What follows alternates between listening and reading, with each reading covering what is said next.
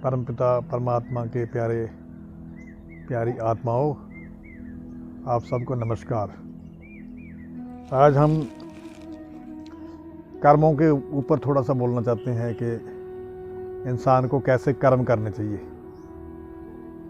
प्यारे बहनों और भाइयों, प्यारे देशवासियों, जैसे कि जब से ये जन्म इंसान को मिलता है, थोड़ा बड़ा हो जाता है तो इसके कर्म भी शुरू हो जाते हैं। कर्म कई किस्म के होते हैं। कुछ तो हमारे कर्म है परालब्ध के। जो परालब्ध है वो पहले से लिखी हुई होती है, उसको परालब्ध कहते हैं। जैसे हमें किसी घर के अंदर जन्म मिल जाना, गरीब के अंदर मिल गया या अमीर के अंदर मिल गया, हमें अपने आप से वहाँ कुछ नहीं किया होता है। हमने जब जन्म होता है तो जैसे माता पिता का घर होता है वैसे हमें मिल जाता है। ये भी एक कर्म है हमारा परालब्ध। जो हमारे परालब्ध में था वो हमें मिल गया। अच्छे माता पिता मिलना, चोर डाकुओं के घर में भी जन्म हो जाता है इंसान का, भक्तों के घर में हो जाता है, किसानों के घर में होता है, छोटी जाति के अंदर हो गया, बड़ी जाति के अंदर हो गया। ये सब हमारा परालब्ध कर्म है।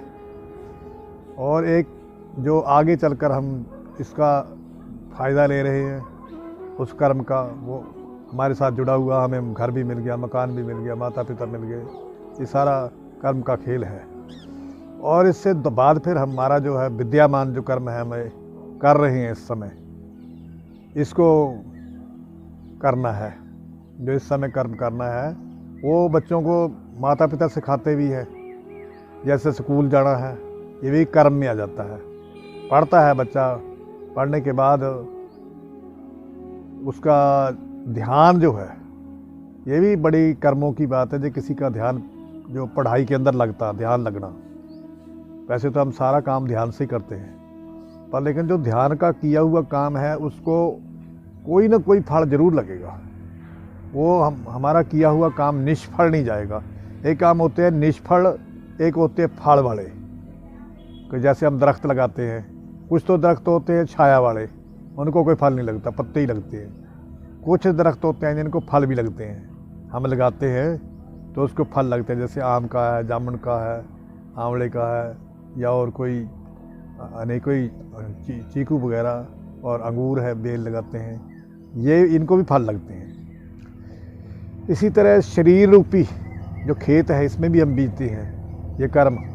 जैसे हम किसी के साथ अच्छा व्यवहार करते हैं, प्यार से बोलते हैं और सत्कार से बोलते हैं। चाचा को चाचा जी बोलते हैं, माता को माता जी बोलते हैं, पिता को पिताजी बोलते हैं। एक पिता बोलना होता है, एक पिताजी बोलना होता है, एक चाचा बोलना होता है, एक चाचा जी बोलना होता है, एक अंकल बोलना होता है, एक अंकल जी बोलना होता है। ये अच्छा कर्म है।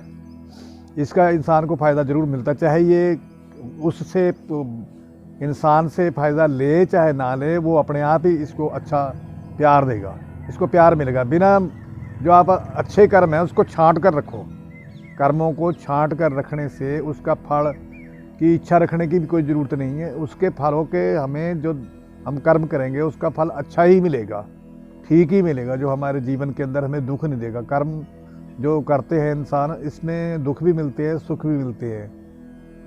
पर महापुरुषों ने तो, कृष्ण भगवान ने तो कहा है कि कर्म करते जाओ, फल की इच्छा ना रखो।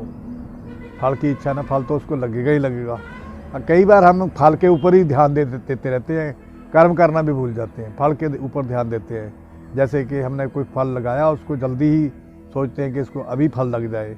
ये नहीं बात होती है कि समय के ऊपर कहा हुआ है कि माली सींचे 100 घड़ा, ऋतु आए फल होए। ऋतु के हिसाब से, समय के हिसाब से ही फल मिलता है। तो इस करके कहने का भाव है, कर्मों के ऊपर ये सारा जो हमारा सारा जीवन है कर्मों के ऊपर चलता है, जन्म से, शुरू से ही। तो हमें अच्छे इंसान मिलते हैं, माता पिता तो हमें अच्छे कर्मों की प्रेरणा देते हैं। तो फिर जब हम बड़े हो जाते हैं, जवान हो जाते हैं, एक हमारा मन होता है, एक हमारी बुद्धि होती है, एक हमारा विवेक होता है। विवेक, ये तीन चीज़ें हैं। मन तो इच्छा करता है, मन के अंदर इच्छा आएगी, देख कर आती है, सुन कर आती है, या और किसी और से सुन लेता है, या संगत से भी आ जाती है इच्छा। जैसी संगत करेगा वैसी इंसान को दूसरा करता है। दूसरा ताश खेलता है तो हम सोचते हम भी ताश खेलें, कैसा कर्म है, और निषेध कर्म है, उसमें कोई क्या अगर कहते हैं फल की इच्छा न रखो, अगर फल की इच्छा भी रख रही तो उसके अंदर से क्या फल मिल जाएगा, हमारे को कुछ नहीं मिलेगा। बदनामी मिल सकती है, लड़ाई झगड़ा मिल सकता है। जैसे हम शराबियों की संगत करेंगे, वहाँ सोचेंगे इसके साथ बैठने से हमें कोई अच्छा फल मिलेगा, नहीं मिलेगा, उसमें अच्छा फल कोई नहीं मिलेगा, उसमें बुरा फल जरूर लगेगा उस चीज़ को। एक तो हमारा जीवन शरीर खराब होगा, सेहत खराब होगी, दूसरा हमारे को लोग हमारे से नफरत करने लगेंगे। तो इस करके कर्म तो हमने छांट कर ही करने हैं, छांट कर सोच कर कर्म। कहते बंदिया तू रास्ता देख के चल, तेन रब ने दित्ती आँखियाँ ने। हे बंदिया, तेरे को परमात्मा ने आंखें दी हुई है, तू उस रास्ते को सोच के चल, ध्यान से चल। तो ध्यान का मेरे कहने का भाव है, अगर ध्यान से बच्चा पढ़ता है, पढ़ाई जो है जिसको नहीं आती ट्यूशन करने से भी नहीं आती, कितनी मर्जी की ट्यूशन भी रखो ना, वो जाकर संगत में, बुरे बच्चों की संगत में, ऐसे बच्चों की जो लापरवाह बच्चे उनकी संगत करके ही बिगड़ जाता है। तो देखो लड़का 100 लड़का पढ़े तो 100 में से 50 ही जो है थोड़ा आगे जाते हैं, कुछ रास्ते में रह जाते हैं, जिनको कोई 5वीं से हट गया, कोई 6वीं से हट गया, कोई 8वीं से हट गया, कोई 10वीं कर गया, कोई चलो आगे जाकर पढ़ जाता है, उसके आगे वो पढ़ने की कोशिश करता है, उसको कोर्स वगैरह मिल जाता है, नौकरी भी मिल जाती है, ज़िंदगी ठीक कट जाती है। फल का मतलब फल लास्ट में पता लगता है, फल का भी कैसा फल है। तो मेरा कहने का भाव ये है, मैं ये कहना चाहता हूँ कि आप संसार में आए हो अच्छे बनकर, अच्छे बनने की कोशिश करो, अच्छे ही इंसानों की संगत करो। हमें पता लग जाता है जब हम किसी से बात करते हैं, उसकी बातचीत से हमें सब पता लग जाता है कि ये हमें क्या सिखाना चाहता है, क्या ये बोल रहा है, क्या मैं इसके पास बैठूं या ना बैठूं, क्या ये खा रहे हैं, क्या इनके खाने वालों के साथ मैं भी कुछ खाऊं, या ये पी रहे हैं। जैसे बच्चे सिगरेट बीड़ी पीने सीख जाते हैं, गुटखा खाना सीख जाते हैं, और कई चीज़ें ऐसी है। मैं इस छोटे बच्चे, नौजवान बच्चों को मैं समझाना चाहता हूँ कि ये देश भी आपके ऊपर ही है। बहुत बड़ी उम्मीद जो है बनी हुई, संसार की उम्मीद जो होती है, जो नौजवानों के बच्चों के ऊपर होती है। जैसे माता पिता बच्चों को पालते हैं, पाल पोस कर बड़ा करते हैं, उनको खिलाते हैं, घी खिलाते हैं, दूध पिलाते हैं, फल खिलाते हैं कि जल्दी जवान होएं और हमारा सहारा बने।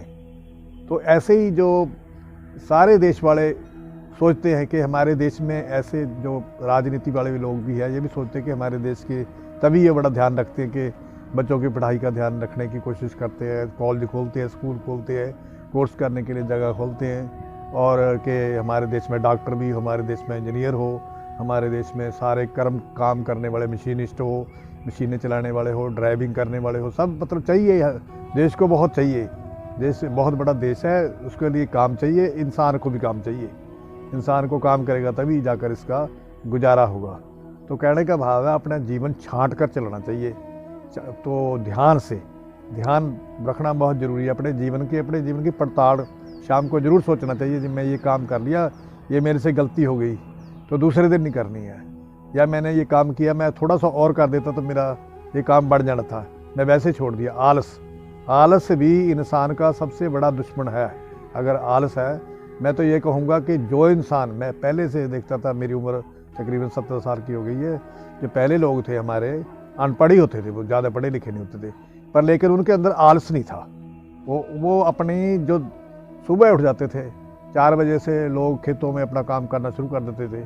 और वैसे भी आप साजरे जल्दी उठो, सुबह 4 बजे उठ जाओ, 5 बजे उठ जाओ, चलो 6 बजे ही उठ जाओ, तो उठकर अपना सुबह पहले अपना दातन कुल्ला, जो भी आप व्यायाम करते हो, या अपना नहाना स्नान करना, उसके बाद कपड़े हाथ बदल के अपने काम पर तैयार हो जाओ। ये नहीं कि आपने 10 बजे जाना तो आप 9 बजे उठ कर तैयार हुए, ये भी बात ठीक नहीं है।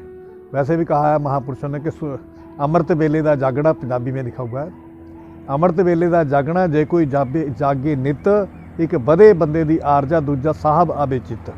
कि एक तो उसकी उम्र बढ़ती है, एक तंदुरुस्ती आती है। कितनी तंदुरुस्ती आती है, सुबह सुबह की हवा होती है, बहुत ही शुद्ध हवा होती है। और वैसे भी महापुरुष लोग, संत महात्मा कहते हैं कि जो देखो, हर एक देवी देवता का स्थान जो है 4 बजे खुल जाता है, 2 बजे से खुलने शुरू हो जाता है मंदिर गुरुद्वारे। तो वहाँ अपने अपने जो पुजारी है या जो सेवादार है जाते हैं, जाकर सेवा भी करते हैं। देखो सेवा करने का भी कितना फल है, वहाँ जाएंगे सेवा करेंगे, वो हमारा मंदिर है, जो गुरुद्वारा है, वो हमारा धर्म स्थान है, पवित्र हो जाएगा, साफ़ सुथरा हो जाएगा। और दूसरा, हमारे शरीर की वर्जिश हो जाएगी, और तीसरा हम भगवान के तरफ ध्यान हमारा हो जाएगा, और फिर धीरे धीरे हमें लगन भी लग जाती है। कि कई बार तो ऐसा होता है जहाँ गुरुद्वारे मंदिर ना गए तो ऐसा होता दिन में भी मैंने कुछ नहीं किया, मेरे को जाना चाहिए था, उसको पछतावा भी हो जाता है आज मैं गया नहीं है। तो इस करके ये कर्म बन जाता है इंसान का, सुबह से उठकर अपना मंदिर गुरुद्वारा जाना, भजन करना, थोड़ा बहुत भजन पाठ करके और अपना काम करना शुरू कर देना। फिर जो खेती का काम करता हो खेत में अपने में चले जाओ, तो धीरे धीरे कर्म करते रहो। जैसे जिम्मेदार है 6 महीने तक वो कर्म करता है, वो नहीं सोचता कि आज बीजा है कल को मेरा हो जाएगा, नहीं, अपने पास से बीज लगाता है, बीज लगाने के बाद फिर धीरे धीरे कर्म करता रहा, कर्म के हिसाब से फिर बाद में जाकर उसको फसल होती है, 6 महीने उसकी चलती है, उसके बाद फिर ऐसे ही बुजुर्गों से चला हुआ है ये कर्म, ये बुजुर्गों ने पहले से चला रखा है जो कर्म करना। तो इसमें पहले से ही जो नहीं कर्म करने वाले हैं, जो आलसी है, ये भी पहले से ही है। तो फिर जो हमने देखना कि ऐसे आलसियों की संगत नहीं करनी, नशेइयों की संगत नहीं करनी, और ये जो है ऐसा अपना जीवन रखना। और दूसरे देखो, अब नवरात्रे के दिन आ रहे हैं, नवरात्रे के दिनों में ये भी एक कर्म है, जो पूजा है, नवरात्रे की पूजा है। वैसे भी जो कन्या का पूजन होता है, कन्या का पूजन करते हैं अष्टमी वाले दिन, 8 दिन जो है व्रत रखते हैं, 9 दिन, उसके बाद जो पूजन होता है कन्या का, उनके चरण धोए जाते हैं, उनको खाने पीने के लिए अच्छा अच्छा भोजन दिया जाता है, और उनको दान भी दिया जाता है थोड़ा बहुत। इसको बोलते हैं कन्या का पूजन। ये हर साल में 2 बार आते हैं मेरा ख्याल है, एक गुप्त नराते और तीसरी बार वो होते हैं। ये चित्तर के नराते जो है अब चलने वाले हैं, कल से शायद चलेंगे। तो बहुत हमारे देश में इसका बहुत ही भाव भक्ति है, बहुत भाव है लोगों का नवरात्रों के साथ। तो आप सब भी जो हर एक इंसान के घर में कन्या होती है, लड़कियां होती है, तो लड़कियों की जो है हमें पूजा करनी तो बहुत ही अच्छी है, इनको प्यार देना, इनकी इज्जत करनी, ये हमारा। वैसे भी देखो संसार के अंदर लड़कियां ना हो तो कैसा संसार नज़र आएगा, कैसा होगा, ये क्या इसकी बनतर होगी। घर में अगर किसी की लड़की नहीं है, कोई औरत नहीं है घर में, कैसा वो घर होता है। हम लोग नौकरियां करने के लिए बाहर चले जाते हैं, बच्चे बच्चियां हमारी घर में होती है, तो वहाँ जाकर हम कैसी सफाई रख सकते हैं, कुछ नहीं, क्योंकि इनसे बिना जो देश अधूरा है, लड़कियों के बिना, औरतों के बिना, माताओं के बिना देश अधूरा है।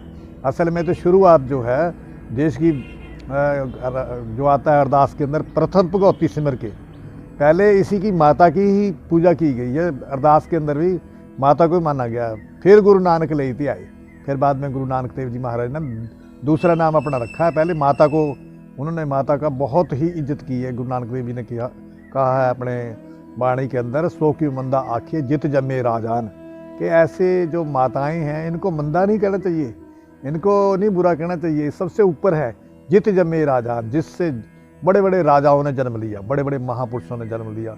तो माता सबसे बड़ी है संसार के अंदर, तो उसकी पूजा करना भी बहुत अच्छी बात है। ये हमारे बहुत देर से पुरातन जो चली हुई है, इसको ये भी नहीं कोई जान सकता भी किस समय से चली है। ये वेदों ग्रंथ में कुछ थोड़ा बहुत इसका लिखा हुआ है, सारी चीज़ें लिखने में भी नहीं आई है। जो सारी चीज़ें हैं वो इंसान लिख नहीं सकता। परमात्मा की करामात को कौन लिख सकता, उसने क्या किया है, कैसे किया है। पर यह थोड़ा बहुत महापुरुषों ने जितना को उन्होंने मुनासिब समझा इतना लिख दिया। अगर कुछ बातें ऐसी है जो लिखने में लिख भी दी जाए तो इंसान के समझ भी नहीं आ सकती, समझ से ऊपर की बातें होती है, तो उसको नहीं लिखा उन्होंने। और ये बातें जो है, तो इस करके अब हमारे देश में, जो हमारा देश है हिंदुस्तान, इसके अंदर क्या बाहर जो हमारे देश के बंदे बाहर भी चले गए, वो भी वहाँ व्रत वगैरह रखते हैं। इसका व्रत रखना वैसे भी शरीर की शुद्धि होती है व्रत रखने से। जो इंसान व्रत रखता है उसके शरीर को रेस्ट मिल जाती है। जो हमारे शरीर के अंदर पुर्जे काम करते हैं, मैदा वगैरह, इनको भी रेस्ट मिल जाती है। और जैसे फल आदि खाते हैं, हम दूध वगैरह पीते हैं, तरल पदार्थ इसमें व्रतों में थोड़ा बहुत लेना पड़ता है शरीर को चलाने के लिए, और साथ में चुप रहना पड़ता है।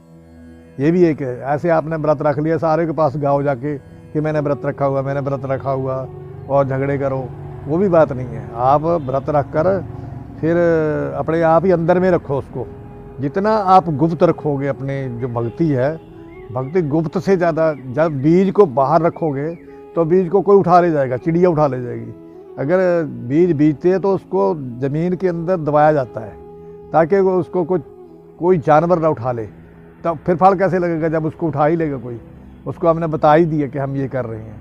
इस करके जो कोई भी भक्ति है किसी किस्म की भी है उसको छुपा के रखना। बस मैं ऐसा भी किया, थोड़ा सा काम है, थोड़ा सा किया। अपने आप को बहुत बड़ा बनाने की कोशिश मत करो।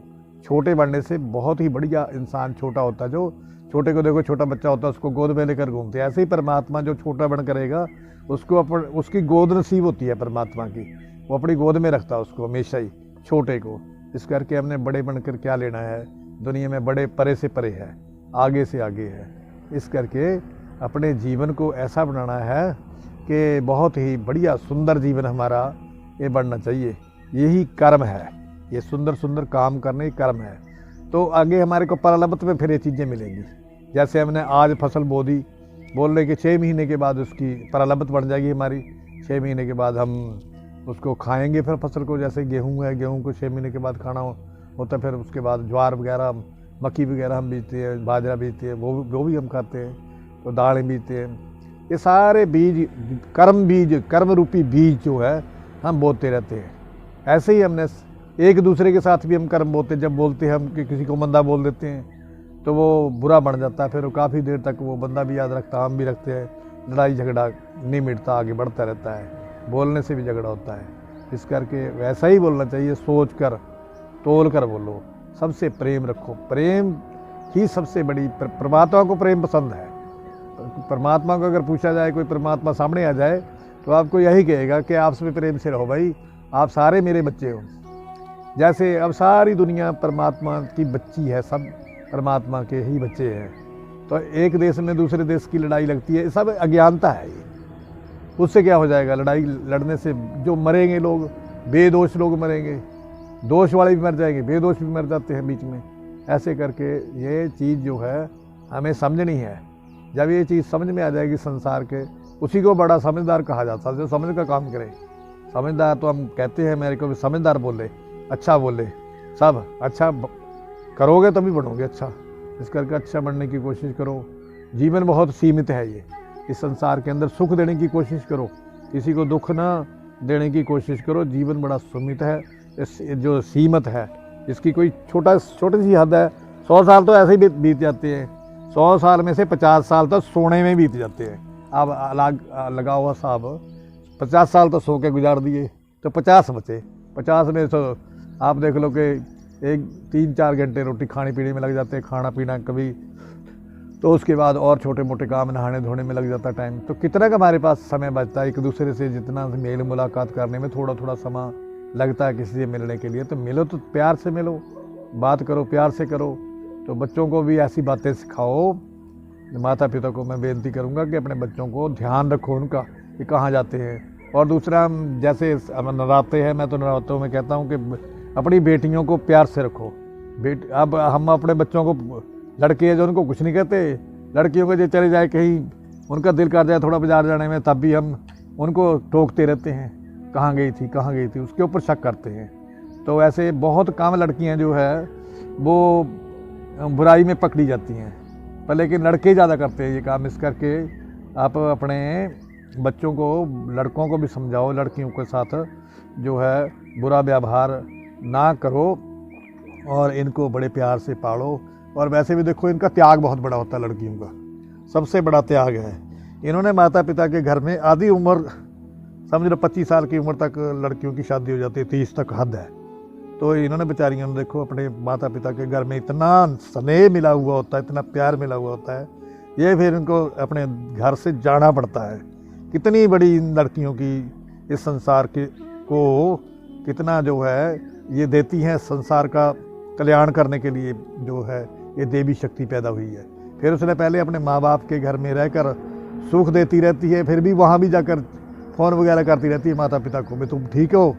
लड़का चाहे पास में वो पूछेगा नहीं है, वो वहाँ से भी देखती रहती है। इस करके ये जो बेटियाँ हैं, ये बेटियों के ऊपर से फिर उन्होंने वहाँ जाकर दूसरे ससुराल के घर में दुख सुख कैसा उनका माहौल है उसमें रहना जाकर देखो। मैं तो हैरान हूँ इस बात से कि भगवान ने चलाई तो है रीत, पर लड़कियों की कितनी जो ये है, बहुत ही ज़्यादा लड़कियाँ जो देश के ऊपर परमार्थ कर रही है, देश को चला रही हैं, सारे संसार को चला रही है। तो अब थोड़ा सा मैं सोचता हूँ कि एक भजन ही सुना दूँ। तो मैं यही कहना चाहता हूँ कि छोड़कर जब संसार जाएगा, ये जो कर्म हमने किए हुए वहाँ भी हमें थोड़ा बहुत इसका फल मिलेगा, पर हमने करना है तब भी छोटे बनकर करना है, ये नहीं समझना कि हम कुछ है। छोड़कर संसार जब तू जाएगा, कोई न साथी तेरा साथ निभाएगा। गर प्रभु का भजन किया ना, सत्संग न किया 2 घड़ियाँ, जमदूत लगा कर तुझको ले जाएंगे हथकड़ियाँ। कौन छुड़ाएगा, कोई न साथी तेरा साथ निभाएगा। इस पेट भरन की खातिर तू पाप कमाता निस दिन, शमशान में लकड़ी रख कर तुझे आग लगेगी एक दिन। खाक हो जाएगा, कोई न साथी तेरा साथ निभाएगा। तू कहता मेरा मेरा, ये दुनिया रहन बसेरा, यहाँ कोई नहीं रह पाता, ये चंद रोज का डेरा। हंस उड़ जाएगा, कोई न साथी तेरा साथ निभाएगा। ये सत्संग की है गंगा, तू इसमें लगा ले गोता, वरना इस दुनिया से जाएगा एक दिन रोता। फिर पछताएगा, कोई न साथी तेरा साथ निभाएगा। श्री संत चरण में निस दिन तू ध्यान लगा ले बंदे, कट जाएंगे सब तेरे ये जन्म मरण के फंदे। पार हो जाएगा, कोई न साथी तेरा साथ निभाएगा। छोड़कर संसार जब तू जाएगा, कोई न साथी तेरा साथ निभाएगा। इसके अंदर एक छोटी सी बात आती है कि इस पेट भरने की खातर तू पाप कमाता निस दिन। मैं कर्मों के ऊपर बात की है। हम इस छोटे से पेट को पालने के लिए, अपने बाल बच्चों को पालने के लिए, चलो कर्म धर्म का कर्म करो, जो हमारा हक बनता है उसके ऊपर वो हमने लेना है। पर कई बार हम बेहक का भी पैसा लेने की या कोई चीज़ लेने की कोशिश करते हैं। प्यारो, ये जो बेहक का पैसा है या बेहक की कोई चीज़ है, दूसरे का हक दबाना है, सबसे बड़ा निष्कर्म है। ये कर्म जो है बुरा कर्म इसको माना गया, निषिद्ध कर्म। इसको मैं निष्का साहब मैंने बोला कि निषिद्ध कर्म है, इसको नहीं करना चाहिए। अपने हक के ऊपर रहो, अपनी जो अपना हक है वही कोशिश करो। जो हमारा हक बनता वो हमें मिल जाता है, वो मिलेगा, ज़रूर मिलेगा। पर लेकिन दूसरे का हक दबाने की कोशिश ना करो, दूसरे से ज़बरदस्ती कुछ लेने की कोशिश ना करो।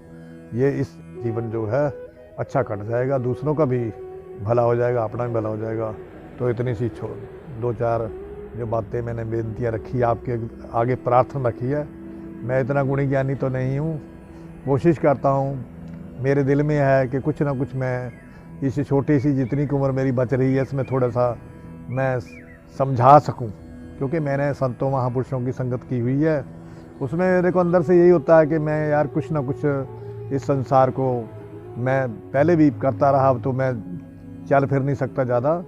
तो चलो इसमें से मोबाइल के ज़रिए ही किसी को सुनने का अच्छा समय गुजारने के लिए बैठना है, 2 मिनट बंदे को अच्छी बातें सुनने को मिल जाए। क्योंकि हर आदमी मोबाइल देखता है और सुनता है, ये तो आजकल रिवाज ही है। हर एक आदमी के हाथ में मोबाइल है और सबके पास ये यूट्यूब चैनल है। अब आगे के लिए आपको मैं सभी को ये बेनती करूँगा कि आगे को भी किसी को और को भी भर दिया करो, और किसी को और को आगे कर दिया तो कि दूसरा भी सुन सके। ये भी एक किस्म का आपका कर्म ही बन जाएगा, अच्छा कर्म। जो आपको एक आदमी को कहते हैं किसी अच्छे साइड में लगा देना, 100 गऊ जितना पुण्य हो जाता है। जो इंसान गऊ का पुण्य दान करता है, 100 गऊ का दान लिखा हुआ है। एक आदमी को अच्छी साइड कर देना, कोई जो बुरे साइड पर चला हुआ है, वो गलत साइड पर चला हुआ, उसको वैसे ही रास्ता दसना कि इधर से इधर को जाओ, आप रास्ता बता दे, कितना पुण्य है। तो आप पुण्य कमाओ, पुण्य में ही शांति है। ये जन्म जन्म को इस पुण्यों के हिसाब से तो दही मिली है। तो मैं इतनी बात कहकर आपसे जो है इजाज़त लेता हूँ। तो आगे सबको, आपको नवरात्रों की भी शुभकामना। और आगे नया साल चलने वाला है, ये जो चैत्र महीना चढ़ा है, ये पहले हमारे अंग्रेज़ों से पहले ये जो यहाँ तिथि चलती थी, ये नए साल वाली, जैसे चैत्र, बैसाख, जेठ, आषाढ़, यही चलती थी। अब ये जनवरी फरवरी तो उनकी कैलेंडर में से है, तो अब ये भी परिचालित है, इस पे भी हमारा देश का सारा कारोबार चलता है। और क्योंकि जब उनका राज हुआ तो ये इतनी छोटी मोटी चीज़ें तो वो छूट गई, और हमारे यहाँ जो धर्म स्थानों में इसको भी माना जाता है, धार्मिक लोग जो पुराने लोग हैं वो संक्रांत वगैरह का बड़ा आदर मान करते हैं। गुरुद्वारों में, मंदिरों में जाकर कथा कीर्तन होते हैं, लोग मत्था टेकने जाते हैं संक्रांत को हर महीने। तो उससे ये हमारा जो नया साल है ये भी चढ़ने वाला है। सबको नए साल की मुबारक, देसी साल की सबको बहुत बहुत मुबारक मिले, और साथ में नवरात्रों की भी आपको सबको शुभकामना मिले। धन सतगुरु, धन धन परम प्यारे परमात्मा। ओम सत